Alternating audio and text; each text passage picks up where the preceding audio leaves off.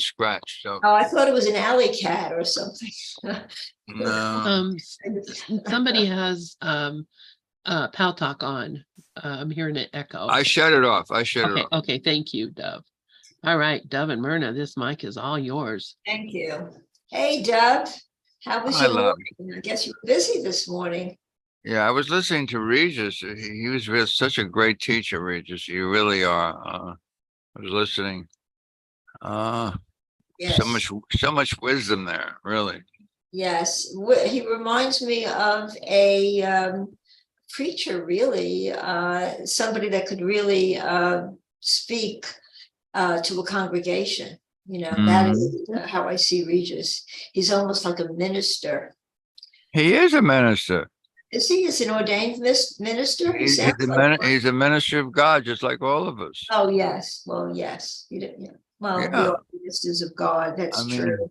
I mean, it was Holy Spirit speaking right through him. Yeah. Yes, absolutely. That's what I always ask for.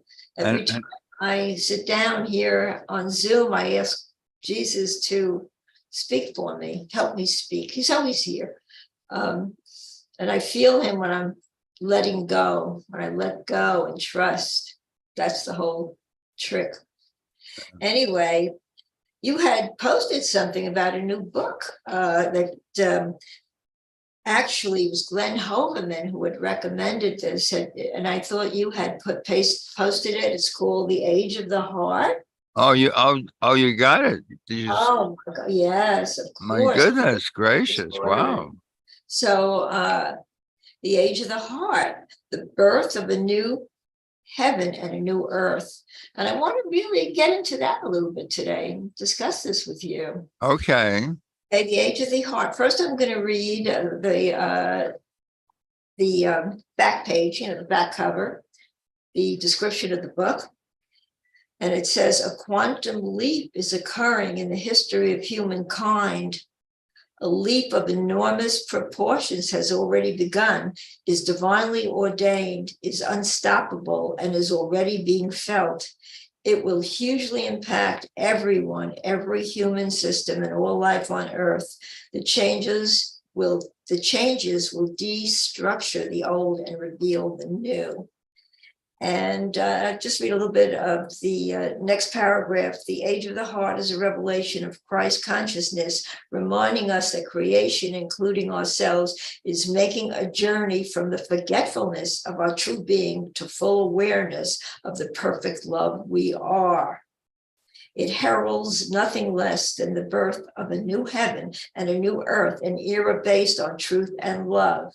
A great deal of undoing, we speak about that, a great deal of undoing is already taking place, which puts into perspective the turmoil being experienced on so many levels.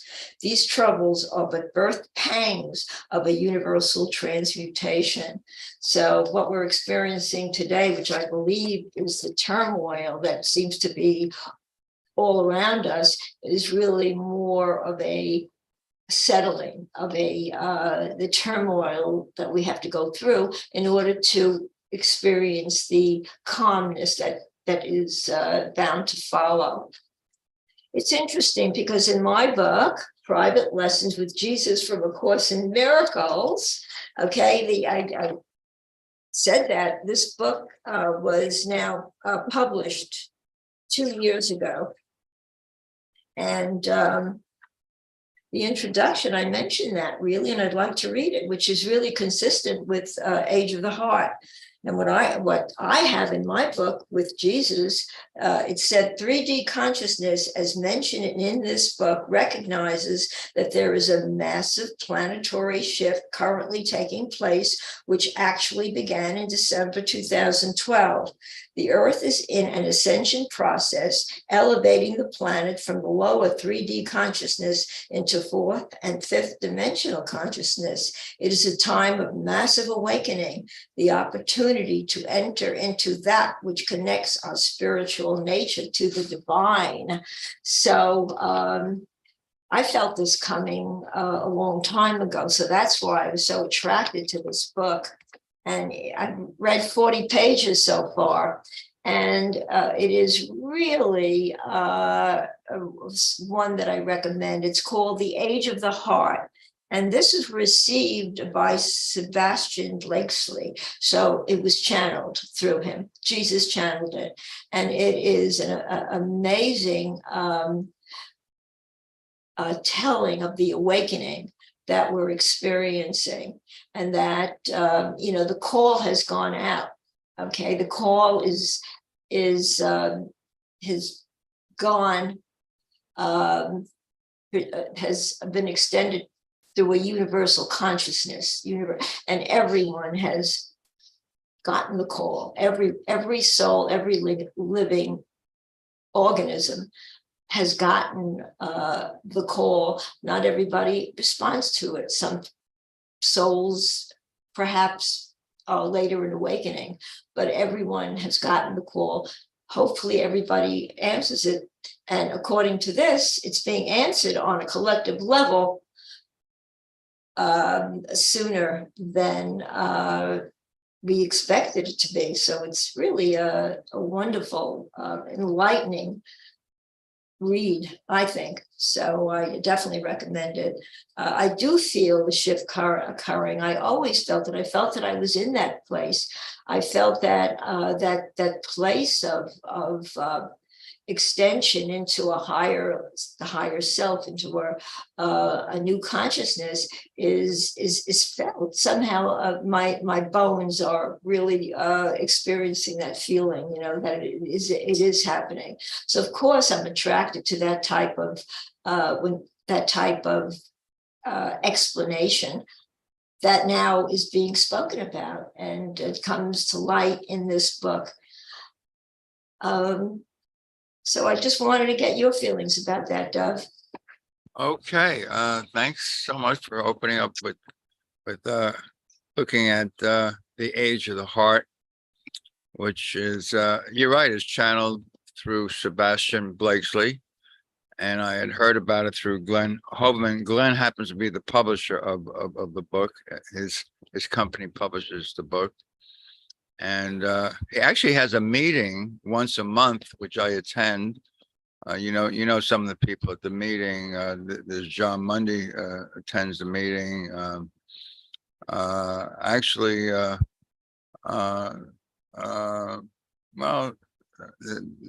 There's Beth Gear, who, I don't know if you know Beth. She's also somebody who basically very much like Sebastian receives very early in her life visions, and she now channels. She happens to say something yesterday. Yesterday was our monthly meeting, and she said that that she feels that 2024 and 25 will be the dawning of a new age of something that we have never seen before in this world, which literally mirrors exactly what the Age of the Heart is saying. And you were talking about reading from the preface of your book, and I was inclined to pick up my own book into Oneness, which I came out with some 20 years ago. I think it was, well, actually it was published in 2005, I think it was. So it's about almost 20 years. I'm looking at the foreword. The foreword sounds pretty much the same as you've been saying this morning. It says, there is no new knowledge. There's no special wisdom that awaits our discovery. We step into this world complete and all-knowing beings. Our task is simply one of remembering. Layer by layer, we peel away the perceptual falsehoods that we wrapped ourselves in the name of safety. So these are the things that we do to defend ourselves, protect ourselves. And of course, none of that really means anything, because we are the whole, complete, perfect Son of God, believing that we're separate and different, and we can be hurt. None of that is true. Goes on to say, we are really here trying to remember that we are the love and the light called into the duality of this world. Every moment, a step closer to home and the oneness of our hearts remember. That's the dawning of the age of the heart. The oneness our hearts remember. To be a journey of joy and adventure, we often forget and wander lost into the illusion. And that's all that happens is we get mesmerized, we get hypnotized, we get attached to things, and we believe these things are going to help us to get through the day. And of course, the more things that you get attached to, the less peace that you feel and the more fear. So it's really a trap that we set for ourselves. It goes on to say, it's from this place that your heart calls to love. What have I forgotten? Love gently answers, your truth is within you, and you are safe and you are loved. Into Oneness, the name of the book, answers that call to love. It's a gentle reminder that all is well, and a bright light on your journey into peace and into oneness. And it says, in full appreciation of this journey, we walk together. We share these moments of oneness with you, and it's signed in peace and love. And both Belinda Vujovic, who is my editor, and myself is the signatures at the bottom of the preface. So what we're saying is a truth in the love, and the age of the heart has always been here, but we haven't been aware because we've been so immersed in complexity. And the word complexity kind of reminds me of what Regis was teaching here just a little bit earlier. He says, simplicity is impossible for twisted minds. A twisted mind, a mind that believes in fantasy, in illusions, judging things that are meaningless and giving them meaning, cannot live in simplicity, but yet simplicity is of God. Complexity is of the ego. So if we see the world as a divided world, it's just because that's what I want to see right now. I guess whatever is going to happen between 2023, where we are, and 2024, 25 is going to be a transformation within us where we begin to trust that all is well. And that's what it says in A Course in Miracles. Trust would settle every problem now. But of course, out of fear and distrust, we still hang on to the old, thinking that something is going to save us. No, first of all, the Son of God doesn't need saving. The Son of God is the eternal, changeless Son of God, doesn't need something outside to give him something. At some point, we make that transition. Now, you make the transition on a daily basis every time you choose peace.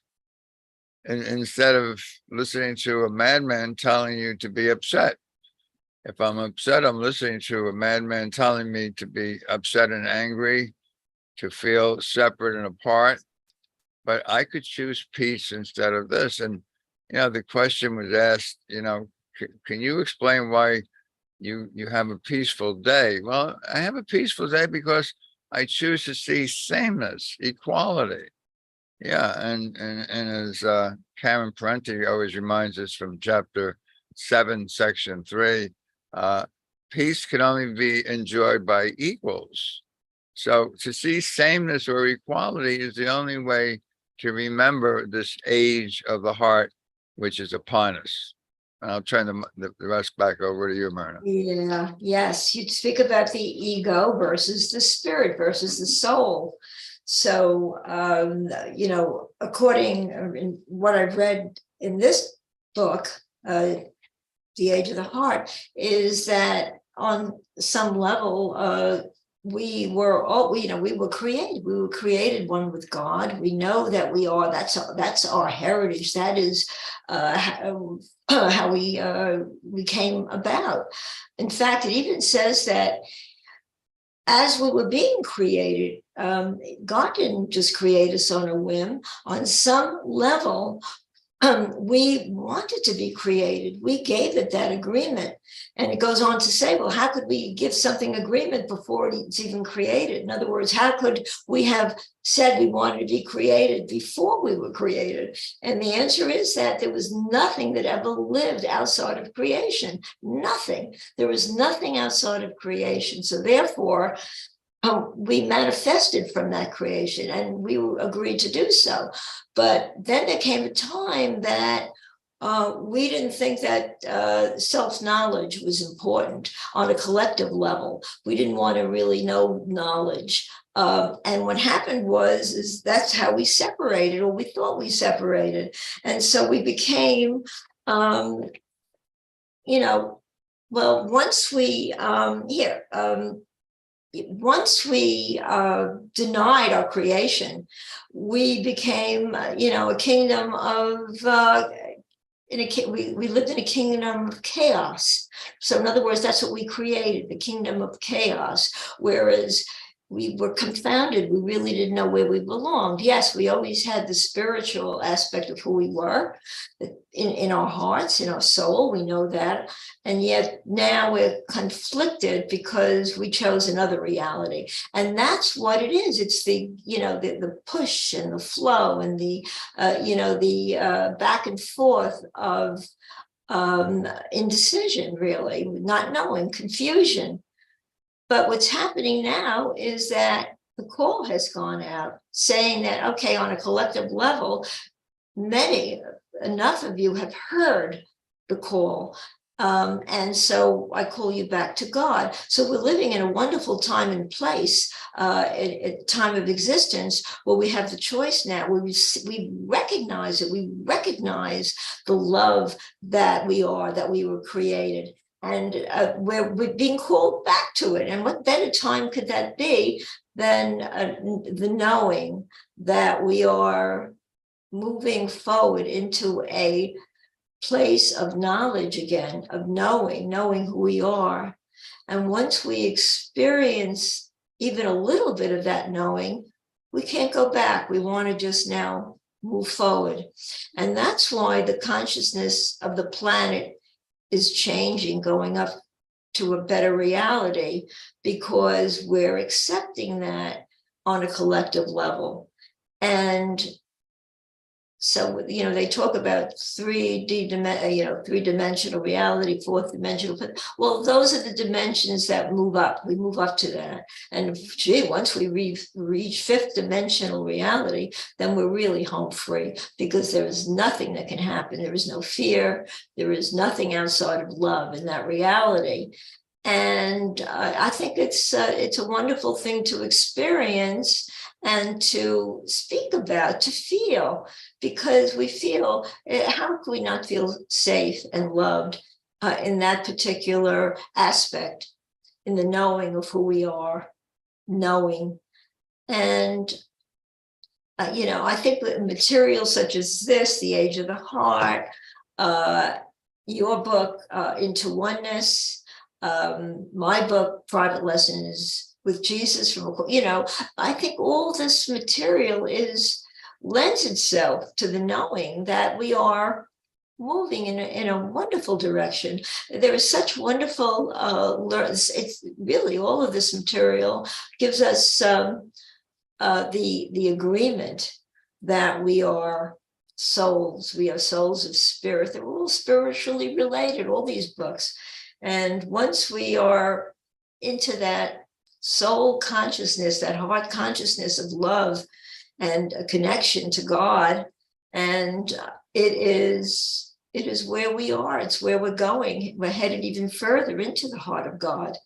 And I think that is our purpose. That is what the Course in Miracles speaks of when it speaks of salvation, knowing our purpose, moving into the heart of God, into the oneness of who we are, and moving back to the creation that we were originally brought into. We thought we moved out of it. We thought we were no longer related to God. And that's why we became so conflicted, because not to be connected with God would mean not to exist. So of course we're at conflict, because of course we know we exist on some level. So therefore we are now confused, and that's where the chaos really becomes known. So I turn it back to you. Okay, the chaos, the chaos is for the simple idea that we see differences. As long as you see differences, you're seeing chaos. What God creates is all the same, equal. So in a world of inequality, which is what we made, a world that the ego made, basically, the ego is that part of us that wanted to be special. And Amy Anderson last night on Monday Night in Forgiveness said, isn't it crazy that we will throw away the peace of God just to be special? And that's exactly what this world is. You know, if you come in as a body, you got a personality, and you're different than other personalities and other bodies, and you're special. And today's lesson literally says, lesson 262, let me perceive no differences today. That's the name of the lesson. And Ken Wapnick's comments is, God has one son, not many. With regard to differences, we regard differences as a classroom in which we come to learn that God's son has but one interest, one purpose, and one goal. So when it says to love the truth and only the truth will set you free, the truth is that we are one, and we share one purpose, single-minded purpose. We share one mind. And then when the mind is open, it doesn't see differences. It sees itself everywhere. And that's what forgiveness does. Forgiveness looks and judges not, and sees that there's nothing there, because forgiveness is looking at itself always. As it says, don't look at how you set it up, where we project our differences onto others and blame them for what it is that feels unhappy in me. That just maintains the belief in guilt. Somebody is doing something to me. No, I'm the dreamer of the dream. I'm doing this to myself.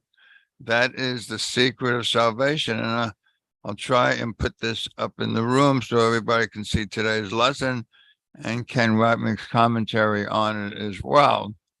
And maybe I'll try and put it here in the room so you can see it as well. So, let me perceive no differences today. And there's a line in the course that says, as long as you see differences, more learning is necessary. But learning stops the moment you see sameness. When you see sameness, there's nothing more to learn. So when the course goes from I'm never upset for the reason I think, lesson 5, I'm upset because I see something out there that's different from me, that's upsetting me, to I can choose peace instead of this, lesson 34.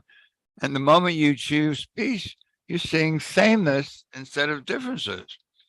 So the idea that lessons are still necessary as long as you see anything as separate or different from you. And actually, nothing is separate and different, because what God creates is one. Equality. That's what justice is. All are sharing all equally. And there's nothing that I have that another doesn't have. There's nothing that another has that I don't have.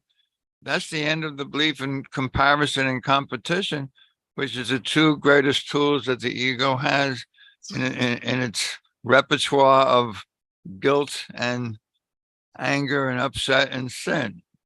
Yeah, someone has something that I don't have and I want it.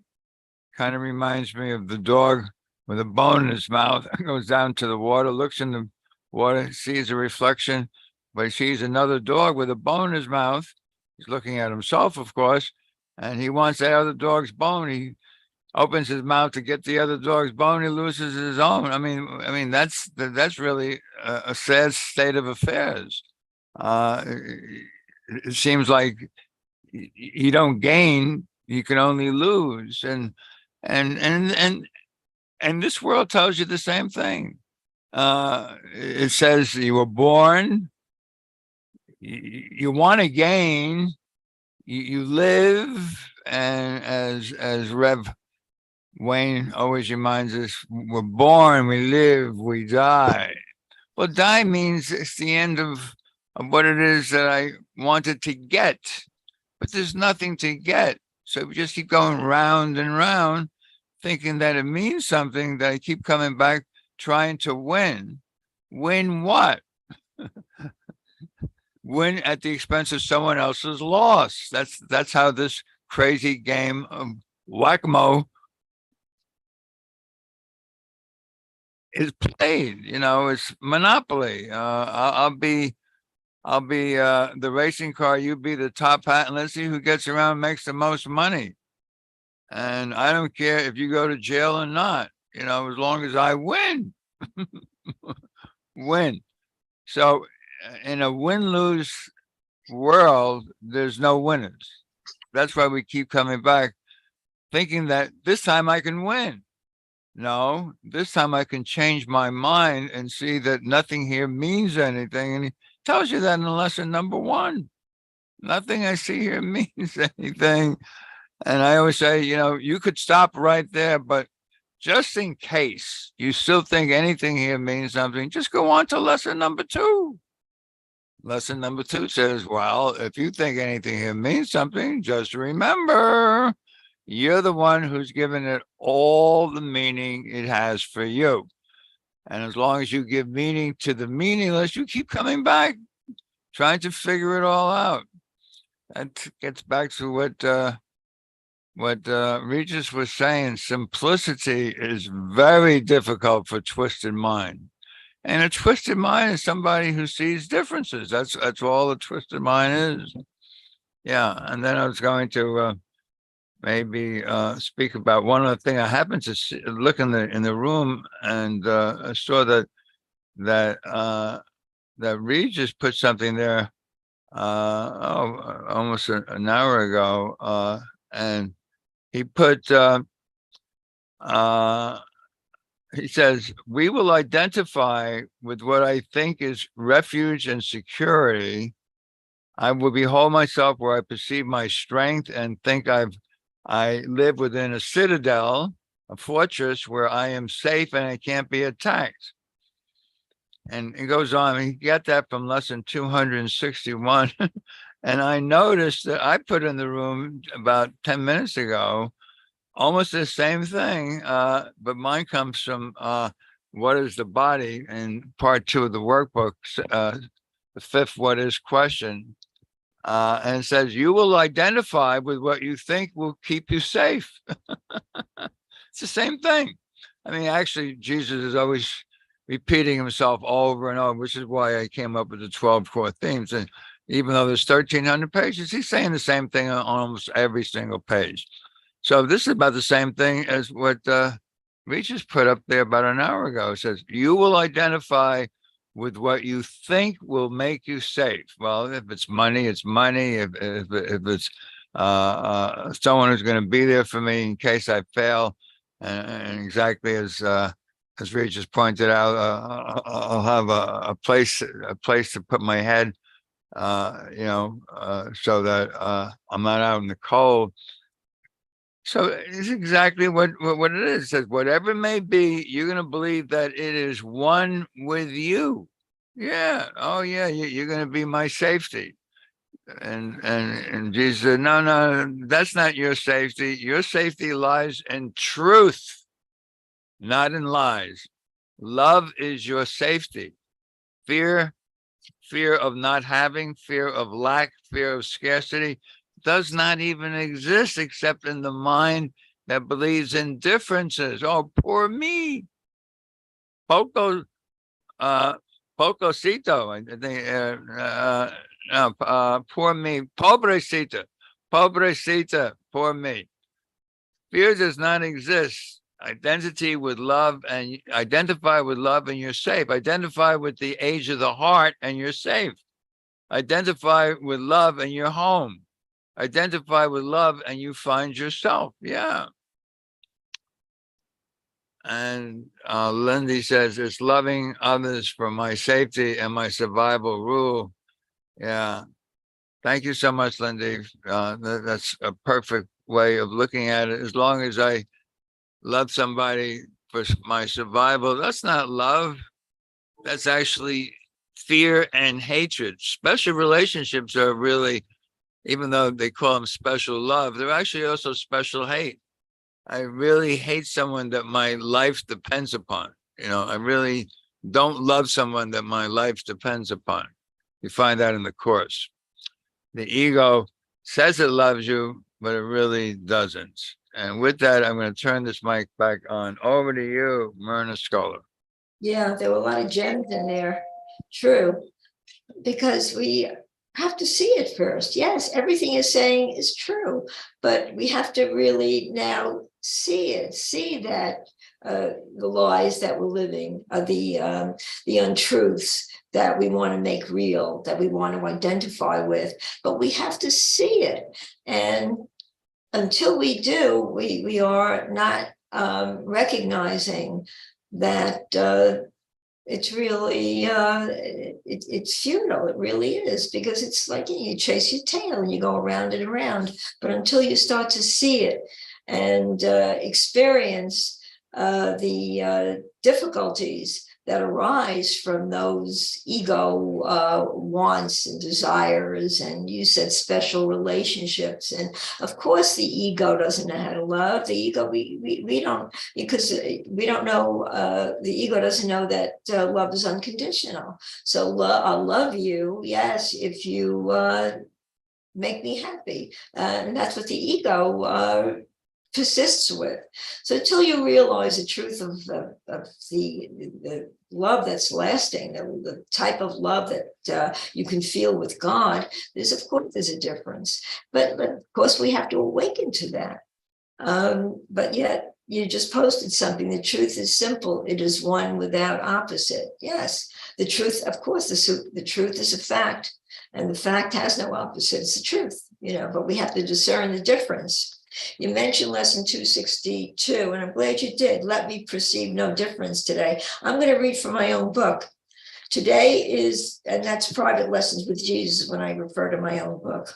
Today is the day you will see ever more clearly that God created one universe, one sun, you, and one purpose, as there is only one creator. To perceive your brothers and sisters without judgment is to recognize that every soul has only one identity. There is no separation.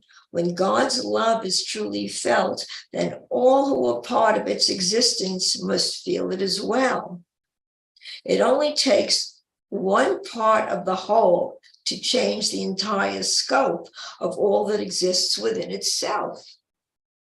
God made you no different than any other part of the sonship, which is all humanity. That's what the sonship is. Try not to feel separated from someone who seems to distress you. Choose to rely on your capacity to love instead. To feel the love of a stranger as you smile at him in recognition makes you see him not as a stranger at all. This happens everywhere: a supermarket, a restaurant, out for a walk. When you smile at a brother or sister, you can be sure they know who you are. When this occurs, you do not perceive them to be different from yourself, as all we are, as all are now, blessed is one. Yeah, so there is only one truth, one identity, one creator, one. We're all part of that system of truth. And we have to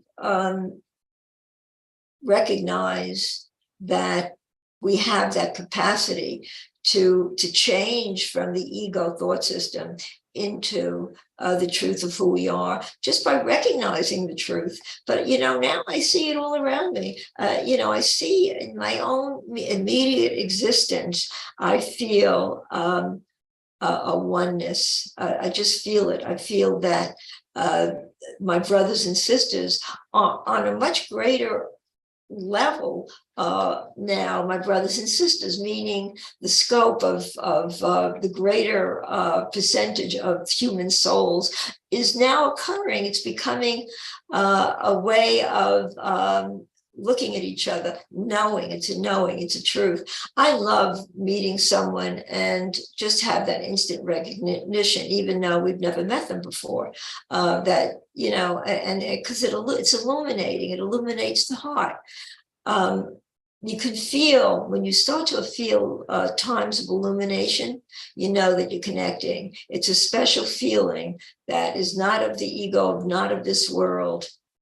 It's a feeling that you've connected to something greater.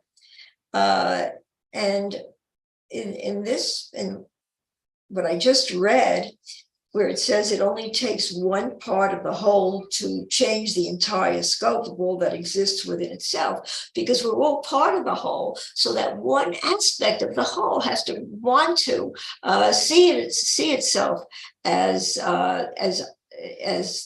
the entirety, not just a fragment of who we think we are. We belong to a much greater entity than what we realize, than what we, you know, what the ego realizes. But what a tiny little recognition brings us back to the wholeness, to the truth. And that's really where it starts. And I think it started for me, perhaps in this lifetime, when I finally felt the truth, you know, at the beginning of humanity. And it says so really in the Age of the Heart, that, do you still see me? I think I lost you. I'm right here. Oh, yeah, I know. I lost myself on my, okay, never mind. As long as you see me. Some reason I see you. I see. Okay, you see me. Well, anyway, that's what I'm getting at. I recognize that, you know, that there is no division. The love the love that I have, the capacity within myself to love, is realized. And that's what I want to feel. That's the place I want to be. That's the truth of who I am. I know the truth. And now it's just a matter of striving to get there, and to stay in that place. So I turn it back to you, Doug. Yeah. As you say, there is no division. There is no conflict. There is no separation. And that's what the entire course is about. The belief that we're separate from our source. And then he tells you an idea cannot leave its source. So, you know, we actually made it all up out of believing. It's a big belief, which is of course a lie, that I am separate and I have to fend for myself. I have to survive. I have to do. I have to get in order to finally have, so I can finally be who I want to be. And of course, all of that is upside down backward, because there's no doing in being what God created. You already have everything now. So I took this quote from chapter 26, section 3, called The Borderland. And it says, nothing conflicts with oneness. And that's exactly what is that you're saying. Yes, we appear to be living in a world of conflict, a world of different interests, different goals, different everything. But the idea of conflict is the idea of separation, because only that which is separate from each other can actually conflict with each other, and the separation never happened. That's why our only responsibility in this world, the only responsibility, is to accept. I think the key word is really accept the atonement. Now, what is the atonement? It says the atonement says that what you believe to be true is untrue. You're believing in an illusion, a dream, a belief that an idea can leave its source, but an idea cannot leave its source. So the acceptance of the atonement is to say, all I want is the truth. and the truth is one. The truth is union. The truth unifies all. So differences are impossible. It's like watching a movie and thinking the movie is real, where there's a lot of different things going on the screen. There's the good, the bad, the right, the wrong, the ugly, and that which you want to win and that which you want to lose. All that's going on the screen, and we made it all up. Literally, we made it all up. It's not even real. I mean, he tells you that when he says, "I can sum up this whole course in 3 lines." What's real can't be threatened. You can smile and laugh now. There's nothing happening. And then he says, what's unreal, it doesn't even exist. So we're talking about the things that don't even exist, basically ghosts and goblins and knights in white satin and things that come and go in the dark. First you see them enter stage right, cross the stage cursing or being a hero, and then exiting stage left. Yeah, we're born, we live, we die. We just keep doing the same thing over and over again until we say, there must be another way. There must be another way. Sebastian says, yes, the age of the heart is coming, and Jesus says, no, the age of innocence has always been here. You are the innocent, whole, complete, perfect Son of God. And someone's coming in, so I'm going to turn this mic on. Over to you, Myrna. Okay. Okay. Well, you mentioned you watch something on the screen, you watch a movie, you watch, and it's all the same. You see all these things happening, and you get involved in the, in this, into the story, and you begin to, you're going into another reality, but it's really, the same nonsense, whether we're seeing it on the screen, whether we think it's happening to us, it's all the same thing. And what brings to mind is that, I'm writing another book. It's called, well, I don't know exactly. I think it's going to be called Tears of the Heart, TIER, Tears of the Heart. And this is a very different type of book than anything I've ever written. And it's really challenging because it's fiction and it's a love story. And, but, the reason that I kind of sort of relate to what you were saying, that sometimes, you watch a movie, you get so involved, your emotions get into it, but it's not real anyway. Well, the same thing with this book, the reason I say it's so challenging is because I'm getting into a very, I get into the essence of what I'm writing, and and of course, when you're writing a fictional book, a fictional novel, you have to put the ideas together, and then you get into the content of the book. And I created a bit of a tragedy, and while I was into this tragedy, I was feeling the emotional drain. It was literally affecting, and I had to laugh at it, really, because I saw that, in a way, it was almost bringing me to tears. And here it was my own thought system that was bringing into, writing a book, a fictional book, but yet still you recognize that it's not all real anyway. What we experience on the outer world, that we take so seriously. And I know this book is fiction, yet I'm getting involved in the aspect of the emotional part of getting into the emotional part of me that's not real. So I came to see that really very clearly. It was interesting. I even managed to write a eulogy. Imagine writing a eulogy, how much you really have to, really get into the writings of what's coming from deep down, that you're just manufacturing. It's not real, but it's just, manufacturing the story, manufacturing the thoughts, manufacturing the emotions. But it was very telling for me. Last Thursday night was a very interesting discussion. We had that interactive Zoom session, and the topic was, where do we go when we die? And everybody had something different, their own input as to, well, what happens when we die? What I was saying, Regis said that we don't, was it Regis? No, it was Rico, that was saying that we don't go anywhere. We're right here. We don't go anywhere. We don't go anywhere. But what I added to the talk, okay, my feeling about that is that we just go into a better consciousness. That's where we are. We do go into a state of consciousness. To me, that's going somewhere.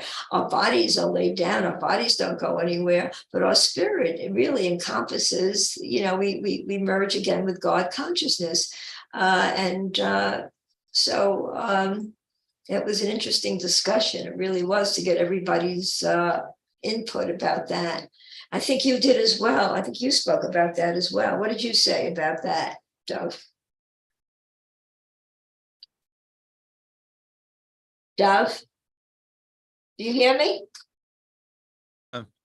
Actually, I don't remember what I said, but Oh, okay. Yeah. but What would you say? Where do we go when we die? What well, would actually, I agree with Rico. We don't go anywhere. I mean, going somewhere means the space and time is real. All there is the ever-present here and now. The power of now. It was Eckhart Tolle who I think he's probably one of the most quoted people. He was on the Oprah. Oprah did a special evening show where she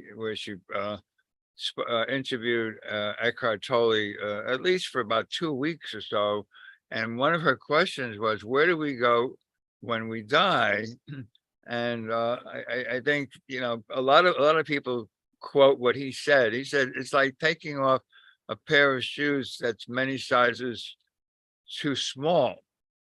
So obviously, here in this world, we are constricted, limited by a body. If you think you're a body, you are certainly limited. Like I like to say, we're serving a life sentence on death row in solitary confinement. We actually are stuck in a body. But when you leave the body, and that's all that's really going on in India, they don't say you die. They say he dropped his body. When you drop your body, you're dropping the limitations. But where do you think you go? There's nowhere to go. And by the way, the other person that made that very famous before Rico did was Ramana Maharshi. When he was about to die, and his disciples said, "Oh, please don't leave us." And he said, "Where do you think I'm going to go? Where do you think I'm going to go?" I mean, and Ramana was basically saying there's nowhere to go. This is not a place of time and distance. This is all there is, right here, right now, right here, right now. And the way you are right here, right now, is you let the past go, and there is no future. You live in the eternal present. And what is eternity but endless nows, endless nows. With that, I'll turn it back on over to you, Myrna. Yeah, it's an interesting topic. What about all those near-death experiences? You hear thousands now. I mean, you can, they're unfolding by the thousands. They're really easy to find. All you got to do is tune into YouTube and ask for a near-death experience, and you get 1 million people coming in talking about their experience. But basically, their experiences are very much the same. Even though, of course, we don't go anywhere, but they talk about the tunnel and the white light and their dead grandmother.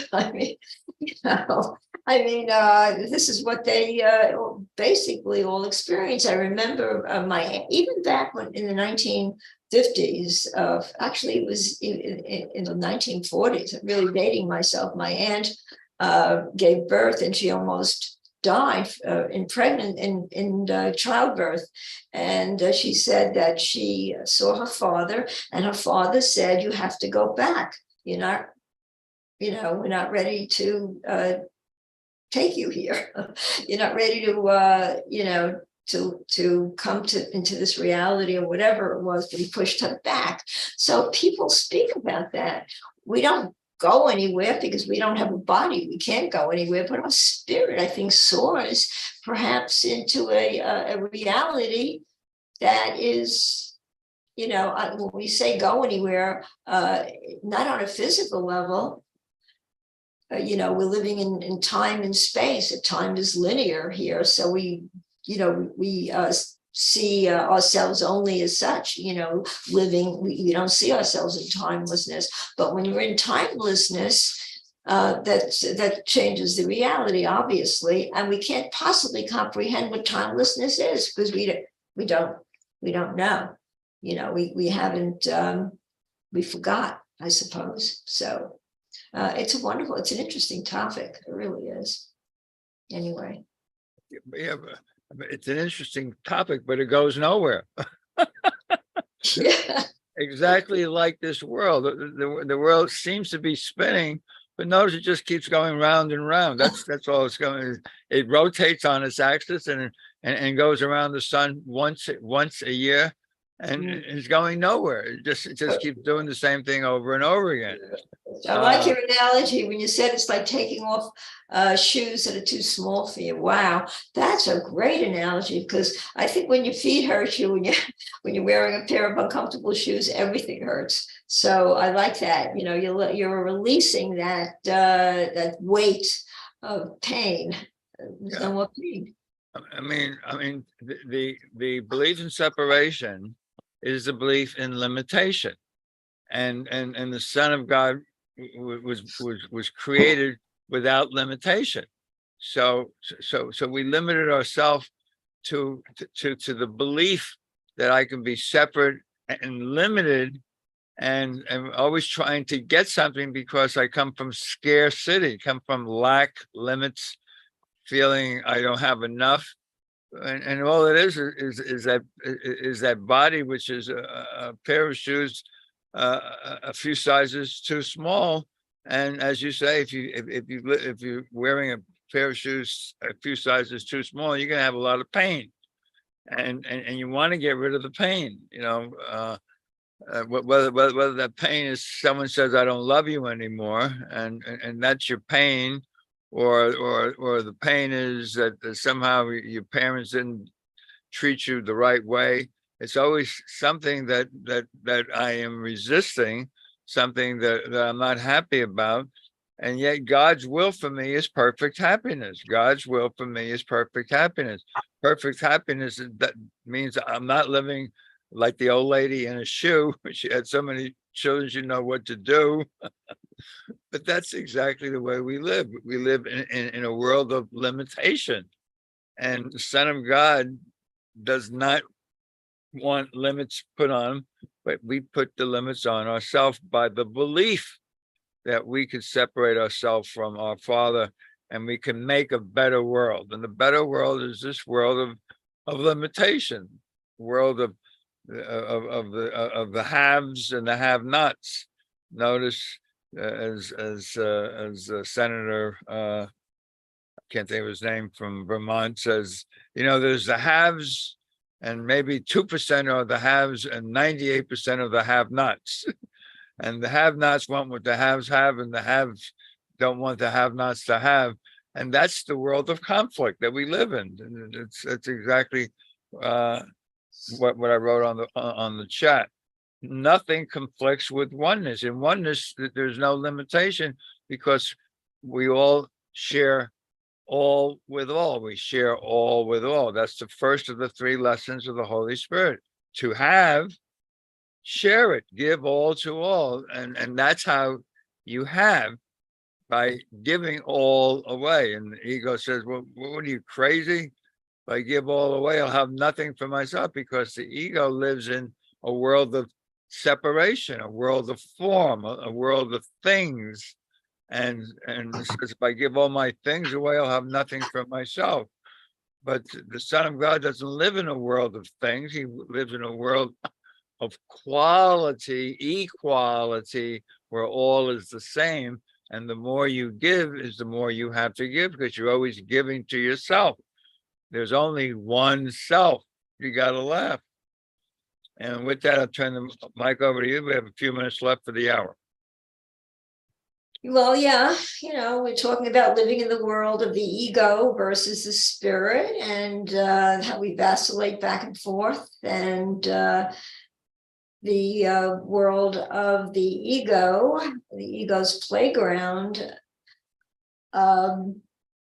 seems to be what we desire when it only causes us disruption and pain. And that's basically the whole thing in a nutshell, really. I mean, when we can't, we have a hidden grievance or whatever that is tainting the spirit, because we can't go into spirit if we're having any of those feelings, obviously. So it's a conscious effort to give it all up and to say, I want to feel the peace of God. I want to be within that complete wholeness of truth that is mine to have. And the Course in Miracles tells us in every single lesson, basically what we need to do, even though it's just a matter of doing nothing, even though we just recognize the truth and let ourselves experience that truth of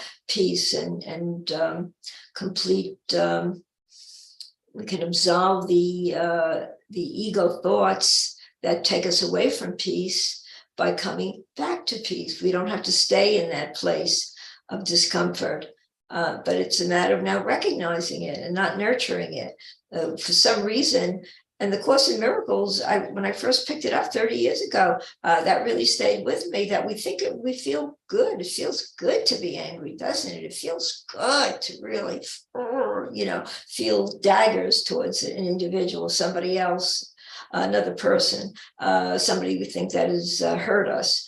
But does it really feel good? We're feeling pain. And that's something we have to laugh at, because we don't even recognize our own pain. We don't even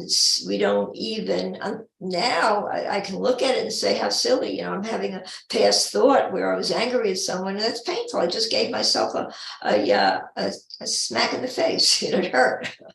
I just put on a pair of small shoes or whatever, how we want to define it.